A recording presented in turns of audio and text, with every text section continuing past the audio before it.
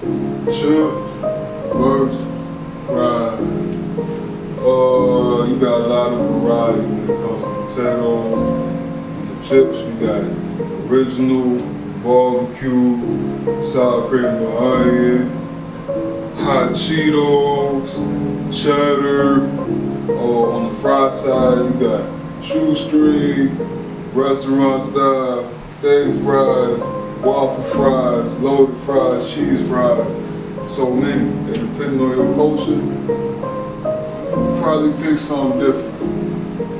But me, I'd probably say, let me think.